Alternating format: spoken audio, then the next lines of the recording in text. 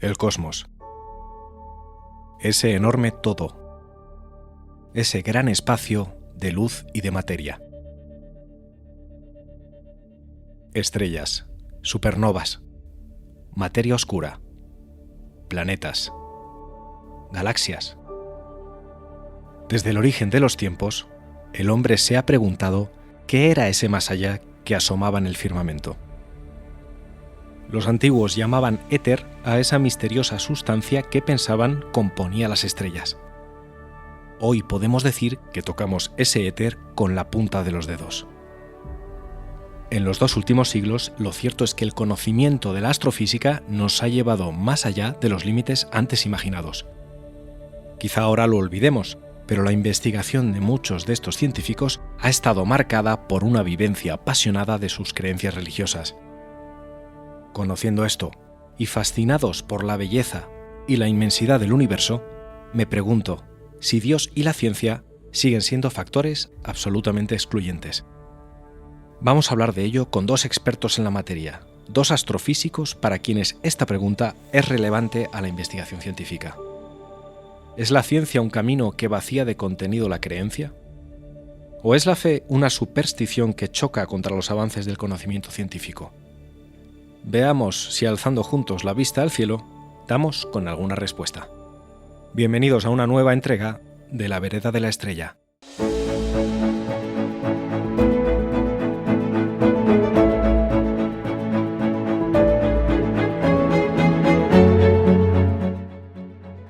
Muy bienvenidos a todos a esta nueva entrega de La Vereda de la Estrella. La verdad es que teníamos muchas ganas de hacer este programa en el que vamos a hablar un poco de la relación entre la ciencia y la fe, hablando de la cosmología, de la ciencia del universo como un todo. Para eso hemos invitado al doctor Eduardo Bataner, que es profesor emérito de la Universidad de Granada y que sabe de cosmología desde hace más de 50 años. Muy bienvenido, señor Bataner, ¿cómo está? Muchas gracias. Gracias por invitarme. Es un placer hablar contigo. Quería empezar a preguntarte por el último proyecto que habéis llevado a cabo con un satélite de la Agencia Espacial Europea, en el que habéis estudiado un poco el fondo cósmico de microondas. ¿Qué es el fondo cósmico de microondas, para quien no lo conozca? Es una radiación que se produce muy próximo al Big Bang, porque se produce exactamente algo así como 380.000 años después del Big Bang.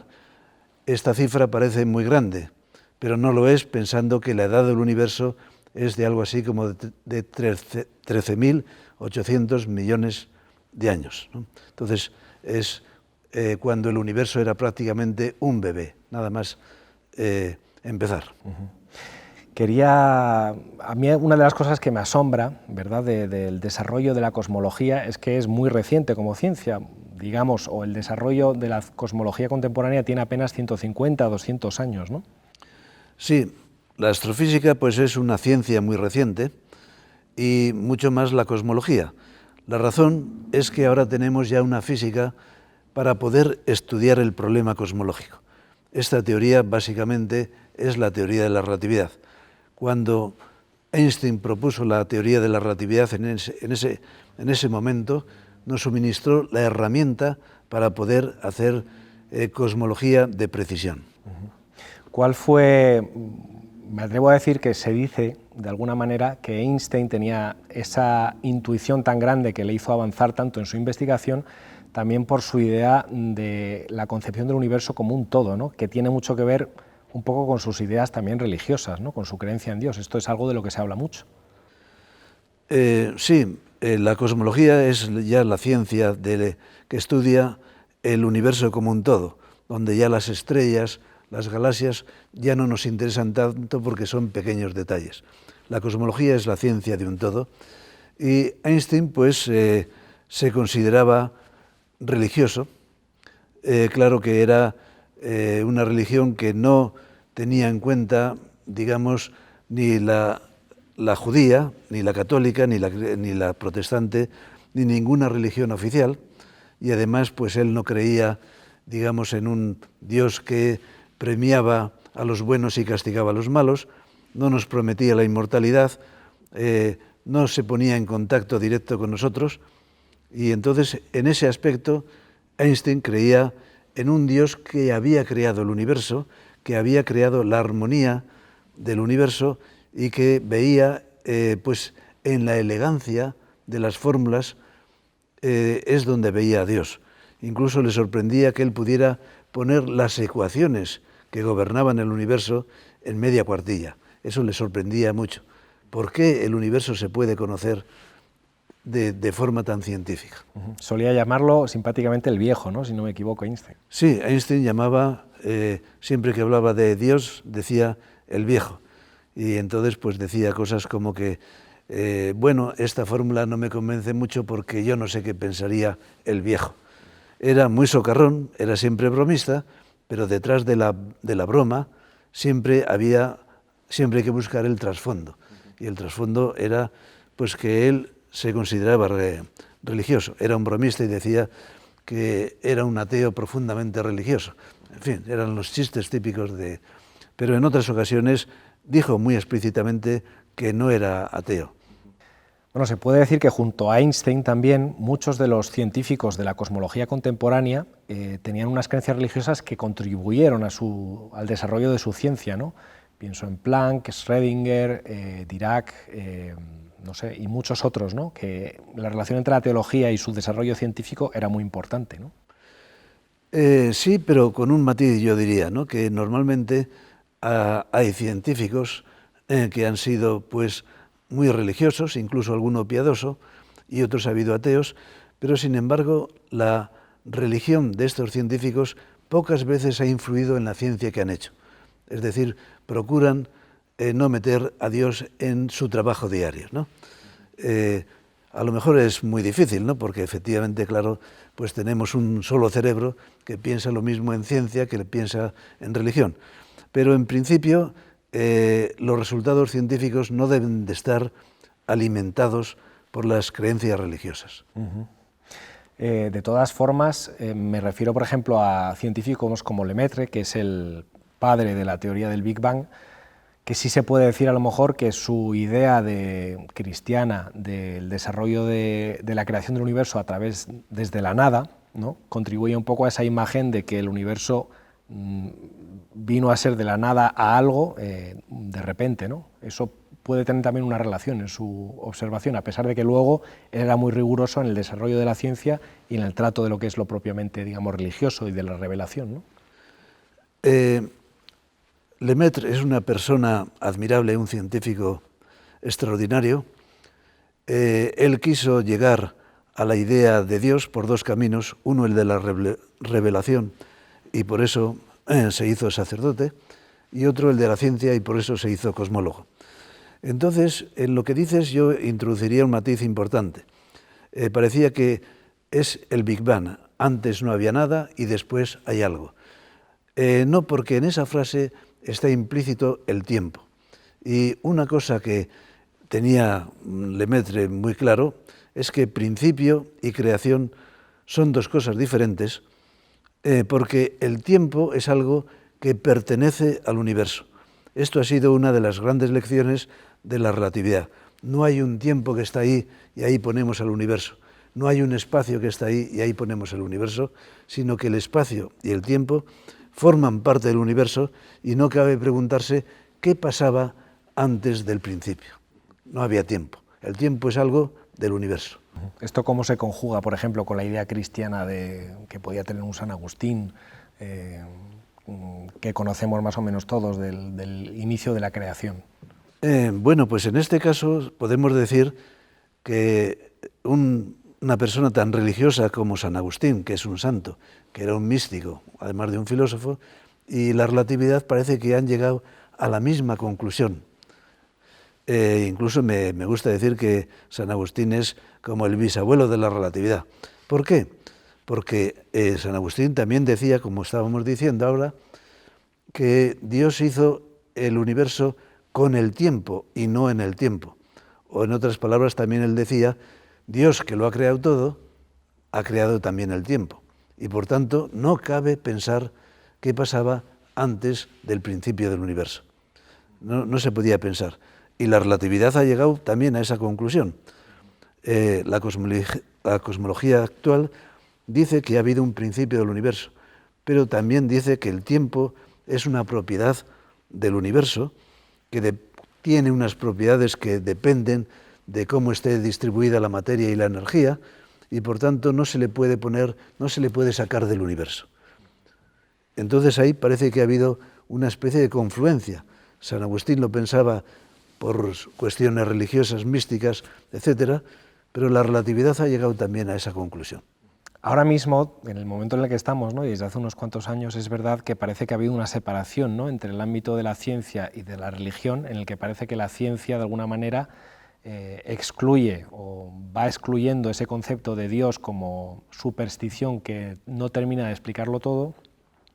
Y sin embargo, cuando observamos eso, el desarrollo, por ejemplo, de la cosmología en los últimos años, lo que observamos es que hay una conjugación entre estas, por lo menos en la vida de estos grandes científicos, ¿no? ¿Por qué hay este miedo? ¿Por qué hoy, digamos, parece que se separa alérgicamente estos dos campos? Bueno, hemos hablado de científicos religiosos. También en el siglo XX ha habido grandes científicos ateos. Uno de ellos, por ejemplo, puede ser Chandrasekhar, que era pues un hindú, pero que luego estuvo en Cambridge y luego estuvo en Chicago, y pues era ateo. Madame Curie se consideraba atea. No lo decía prácticamente nunca, pero su hija, Eva, hizo una biografía de su madre y dijo que era atea, ¿no?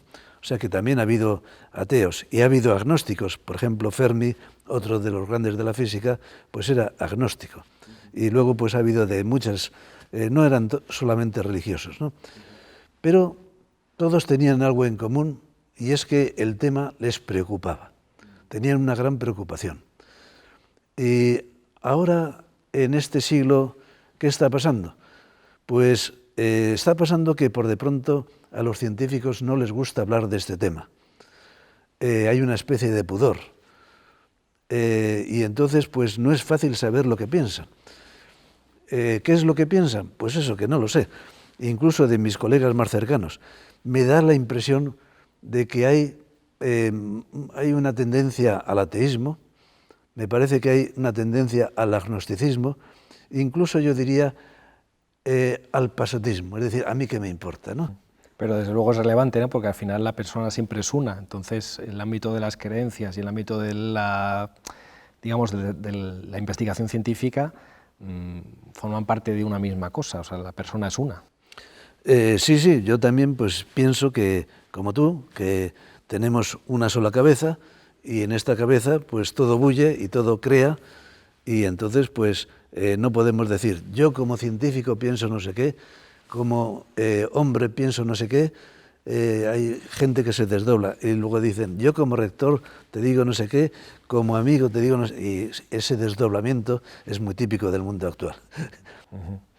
Ya por concluir, doctor Bataner, quería preguntarte, con tus 50 años de investigación, de bagaje a tus espaldas, si de alguna manera el estudio de la cosmología te ha despertado a ti una inquietud por las grandes preguntas, por el sentido del universo, de la creación, de la misma vida, y un poco qué opinión tienes al respecto, ya si te quieres mojar.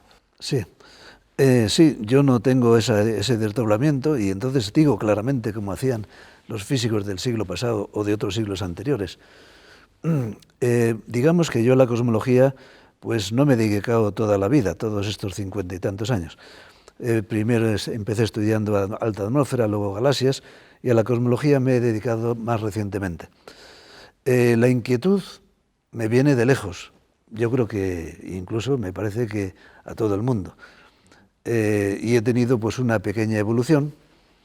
He pasado de ser lo que me gustaba decir, un ateo con resbalones, y ahora pues me declaro creyente en los términos más o menos que hemos dicho que decía Einstein, es decir, un Dios muy abstracto, al que no se le reza, un Dios que ha creado el universo con una belleza y una sencillez en su descripción matemática muy interesante, pero que no sirve para nada, ¿no? No sirve, no se le puede rezar o no se le reza, y ese es más o menos me identifico bastante con la postura religiosa de Einstein. Pues, señor Baztaners, muchísimas gracias por venir a nuestro programa y pasar este rato con nosotros compartiendo su experiencia vital como cosmógrafo. Pues muchas gracias, Nacho, por esta entrevista y, en fin, estoy a vuestra disposición por si queréis saber algo más o quizá para tomarnos unos vinitos después de las charlas, ¿no? Claro que sí, seguiremos en contacto. Muchísimas gracias, señor Baztaners. Gracias a ti.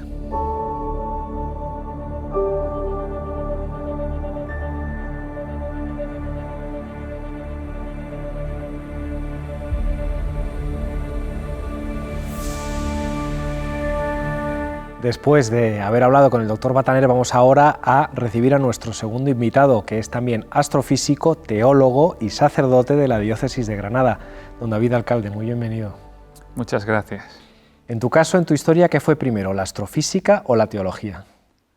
Pues cronológicamente fue primero la astrofísica, que fue lo que estudié en la universidad, y luego posteriormente pues vino la teología. ¿De dónde nació en tu historia la pasión por la astrofísica? Bueno, yo creo que como cualquier ser humano, ante la fascinación de ver un cielo estrellado, pero supuso un impulso fuerte el ver una serie de astrofísica titulada Cosmos, de Carl Sagan, y la vi justo antes de entrar en la universidad y eso también me determinó.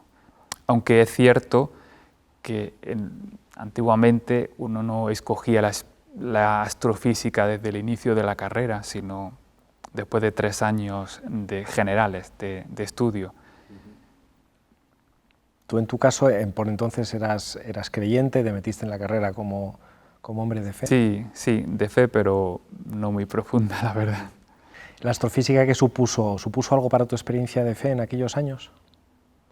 Ciertamente, porque, insisto, el conocer la belleza y el orden de la creación, ¿no?, englobada en el nombre cosmos, que como bien sabes significa orden, pues te ayuda a pensar en algo superior, ¿no?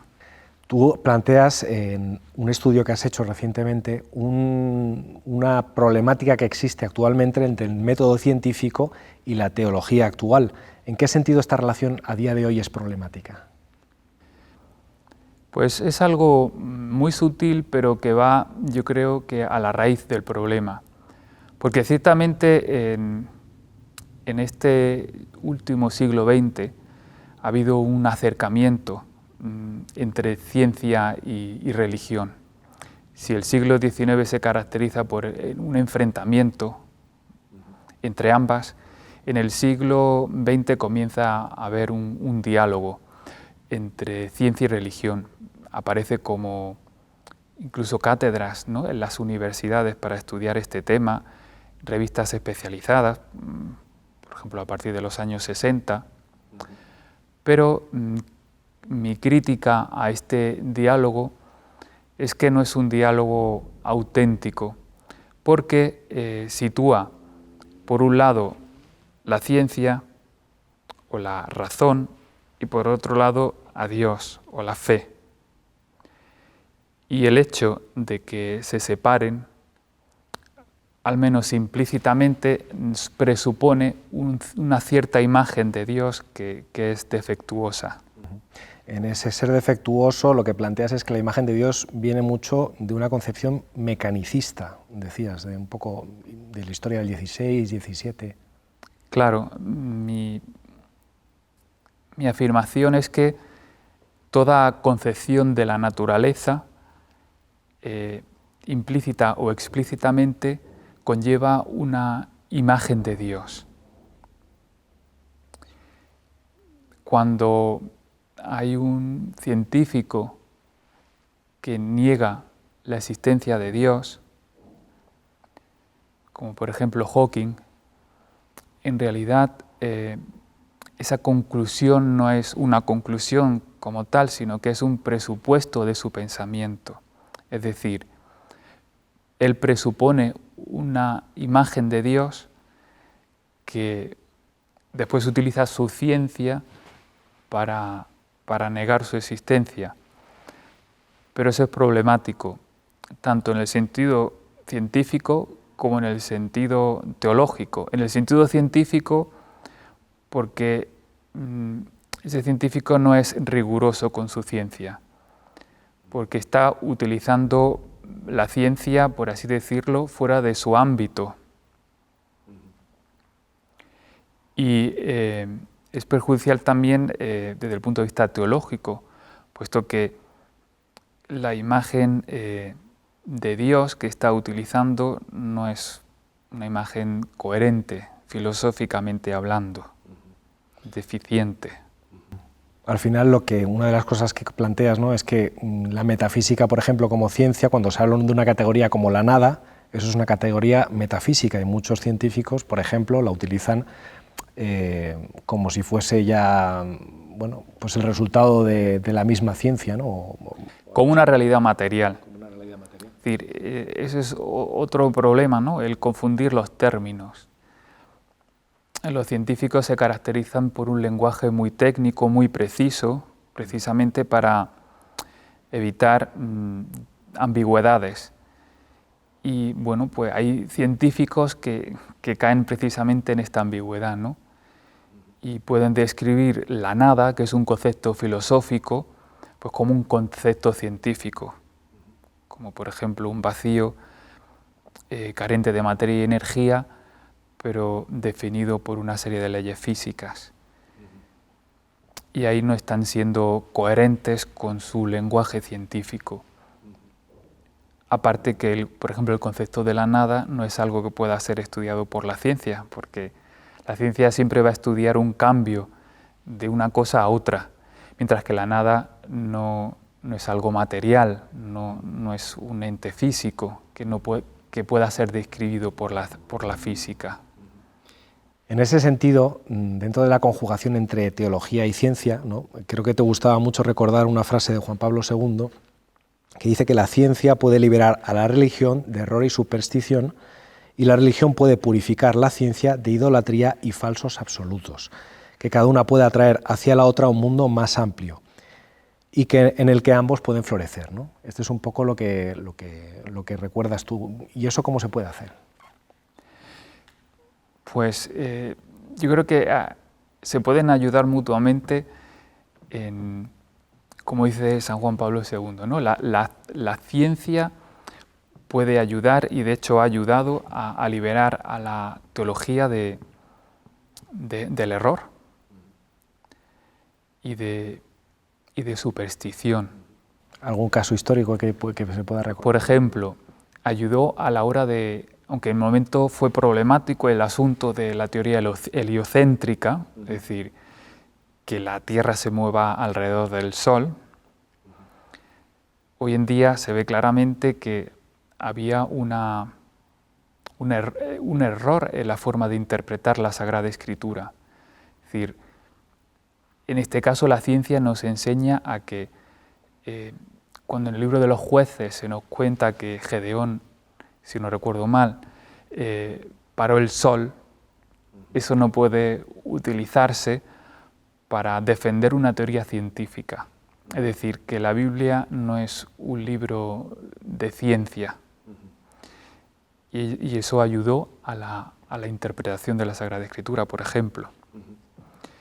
Y luego también, en el otro extremo, la religión puede, como dice San Juan Pablo II, puede ayudar a la ciencia purificándola de idolatría, en el sentido de que existe una tendencia a pensar que el pensamiento científico es el único pensamiento válido, el único razonamiento válido, y que solamente aquello que puede ser descrito por la ciencia es lo real, valga la redundancia, lo realmente real, lo único real. Y la religión ayuda a abrir la visión de la ciencia, abriendo un mundo que es más amplio que la restringida visión científica que por definición tiene que ser restringida para poder abordar la realidad. ¿Piensas en este sentido que la verdad es que hay un problema a la hora de mirar las cosas? Cuando uno ve, por ejemplo, pues, la pasión con la que han estudiado tantos científicos, creyentes y no creyentes, ¿no? La naturaleza, las cosas creadas, lo que hay, lo que existe, ¿hemos perdido un poco ese sentido de admiración y nos hemos vuelto también un poco escépticos? Yo creo que el sentido de admiración siempre va a estar presente en el ser humano. Luego, el escepticismo, bueno, pues puede ser algo característico de nuestra sociedad, ¿no? Pero siempre hay algo en el hombre que busca, hay preguntas que buscan respuesta, ¿no? Y se intenta dar respuesta de alguna manera. ¿Cuál sería la relación adecuada que debería recuperarse entre la teología y la ciencia, de forma más razonable? Pues yo diría que sería necesario que tanto científicos como teólogos, aquellos envueltos en el diálogo entre fe y ciencia, fuesen conscientes de que existe una relación intrínseca entre la imagen que tienen de Dios y la imagen que tienen del mundo. Es decir, que toda concepción natural implica una imagen de Dios y que toda imagen de Dios implica también una concepción del mundo. David, pues muchas gracias por estar con nosotros, ha sido un gusto charlar contigo y esperamos encontrarnos pronto en otra ocasión. Para mí también ha sido un placer y espero que se pueda volver a repetir. Gracias. La pregunta sobre Dios parece haberse alejado. Son tiempos en que guardamos ese pudor a la hora de expresar nuestras creencias personales. Pero hemos comprobado que el lenguaje metafísico no desaparece de la teoría científica. Hablar sobre la nada o el todo es hablar en términos que se elevan más allá del método científico. Aunque sea sobre media cuartilla, todos llegamos a una conclusión cuando queremos comprender qué es el universo. Quizás cada uno de nosotros seamos algo muy pequeño dentro de la inmensidad del universo.